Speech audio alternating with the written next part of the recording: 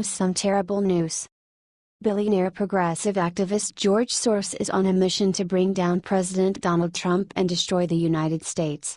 Unfortunately for him, some of his momentum was just halted by some GOP senators who teamed up to call on Secretary of State Rex Tillerson to investigate how much of Soros's empire is supported by taxpayers' dollars and to put a stop to it.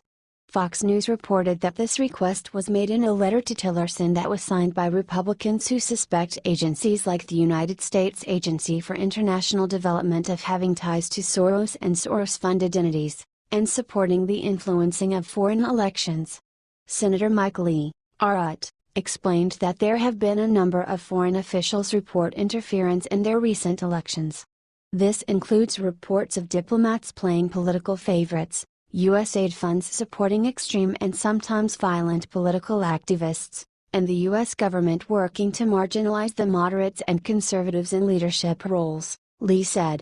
This sort of political favoritism from our mission around the world is unacceptable. The USAID donated $5 million in taxpayer dollars over a 4-year period to the Open Society Foundations, an organization run by Soros, which claims that its mission is to build vibrant and tolerant democracies whose governments are accountable to their citizens. Macedonia officials say that the organization has teamed up with Soros to promote politicians pushing liberal and progressive agendas and seeks to influence the elections held there. It's also been alleged that various violent demonstrations in a Macedonian edition of Rules for Radicals by Saul Alinsky have been funded by the group. The GOP senator said something similar is happening in Albania. Respected leaders from Albania have made similar claims of U.S. diplomats and Soros-backed organizations pushing for certain political outcomes in their country, the senators wrote in their letter.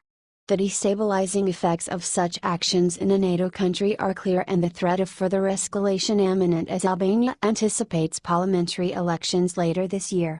What do you think about this? Let us know your thoughts in the comments.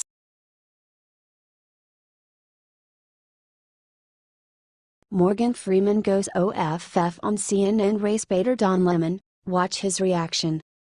In the liberal world of Hollywood, it's rare to find any actor brave enough to risk their career by speaking out against Democratic race baiters. That's why it came as such a welcome surprise when Hollywood star Morgan Freeman did just that. In the newly surfaced video above, Freeman silences Don Lemon when the cocky CNN host tries to force him to race bait. Do you think poverty is part of genetics? To answer your question, Lemon asked the Academy Award winner, according to CNS News. No, you can't say that, Freeman fired back. I don't think personally, I don't think wealth and genetics have anything to do with each other, actually. If you're born in the US, it really doesn't matter the condition of your birth, he continued. What matters is what you inherit from your nurturing, from your environment, whether or not you are, this is from the standpoint of having been born with little. Here, you can always get out of that. Poverty is just. Do you think race plays a part in wealth distribution? A stunned Lemon asked. Today? No, Freeman responded bluntly. You don't? Lemon pressed. No, I don't, the actor continued. You and I, we're proof. Why would race have anything to do with it? Put your mind to what you want to do and go from there. I was born in Memphis, Tennessee, in 1937, said Freeman. I had a long haul from where I came from, to here. But here we are. So proof is in, proof of the pudding is in the eating. Here we sit at the dining table. But it's hard to, when you say that to people because they say, here you go with the pull yourself up by the bootstraps thing. You're just being respectable. Not everybody can do that, Lemon stammered. Bullsh. Freeman fired back. Everybody can. Not that it doesn't take courage. Courage is the key to life itself. A lot of people were born in situations, I'll never get out of this. So they won't. I say to people who say, well, I would like to have done so and so and so and so. Well, you could have done it. I couldn't get out of here. Man, the bus runs every day. Boom. Share this story if you love what Freeman had to say.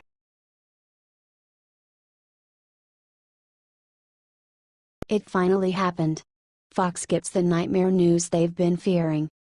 Fox News spent decades dominating the ratings in the news world thanks to its all-star lineup of Bill O'Reilly, Megyn Kelly, Greta Van Susteren, and Sean Hannity. Unfortunately, it looks like those days of domination are now gone. Breitbart reported that for the first time ever, MSNBC's Wednesday shows topped all cable networks in total viewers. Fox News came in second, while CNN came in fourth behind Nickelodeon. Variety reported that for Wednesday, August 16, MSNBC averaged 1.52 million viewers for the total day across all of cable, edging out second-place Fox News, who averaged 1.5 million. CNN ranked fourth among all cable networks for the day with 1.13 million total viewers. Nickelodeon was third with 1.17 million.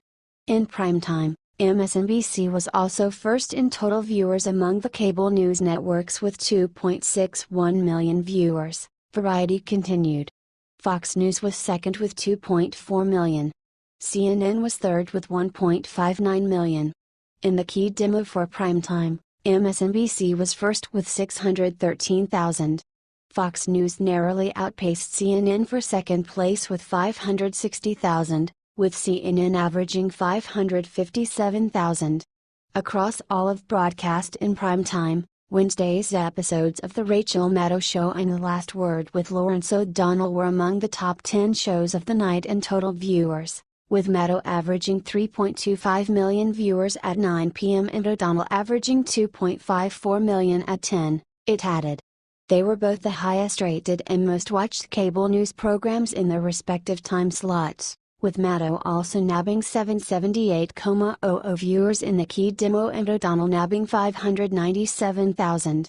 This comes after Fox News CEO James Murdoch turned on President Donald Trump following the violence in Charlottesville. Charlottesville and the reaction to it by the President of the United States concern us, all of us as Americans and free people, Murdoch wrote in a memo to staffers. I can't even believe I have to write this. Standing up to Nazis is essential. There are no good Nazis. Or Klansmen, or terrorists. What do you think about this? Let us know your thoughts in the comments section.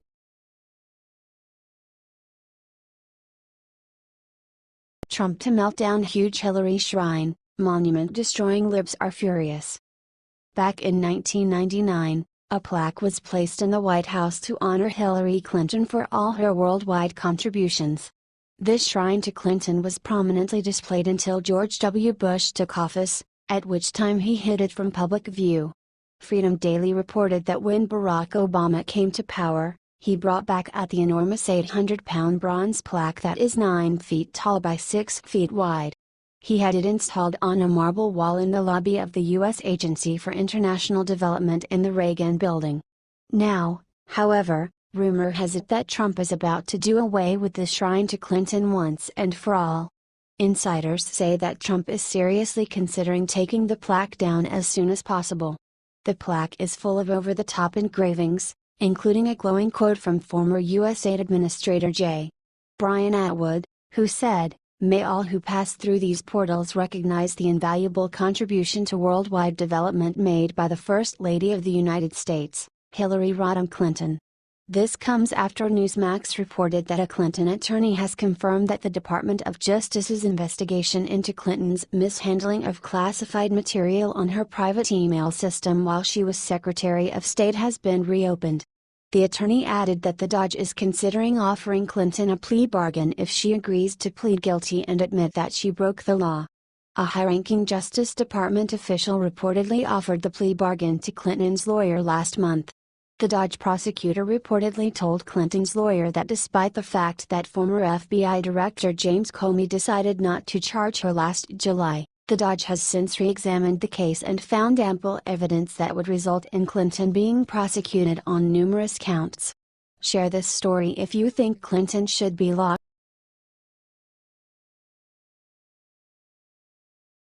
Condoleezza Rice breaks silence, puts down anti-Trump liberals. Former Secretary of State Condoleezza Rice appeared on Fox and Friends this week to talk about her new book Democracy, Stories from the Long Road to Freedom. While there, She sent a major message to liberals who are trying to erase history by destroying offensive Confederate war monuments. The Washington Examiner reported that Rice said that she is not ashamed of America's past, the good and the bad, and even the ugliness of slavery and the Civil War. I want to talk about where your book starts, and that's our Constitution. As an African American woman, do you see yourself in this Constitution? Asked host Brian Kilmeade. Do you think that, when we look at 9 of our first 12 presidents as slave owners, should we start taking their statues down and say, "We're embarrassed by you"? In a word, no, Rice responded. I am a firm believer in keep your history before you. So, I don't actually want to rename things that were named after slave owners. I want us to have to look at those names, and realize what they did, and be able to tell our kids what they did and for them to have a sense of their own history. When you start wiping out your history, sanitizing your history to make you feel better, it's a bad thing, said Rice, who is a senior fellow at the Stanford School of Business. The former Secretary of State went on to recount a story from back in 2005 when she stood in the Ben Franklin room of the State Department and was administered an oath of office by a Jewish woman Supreme Court Justice. That's the story of America.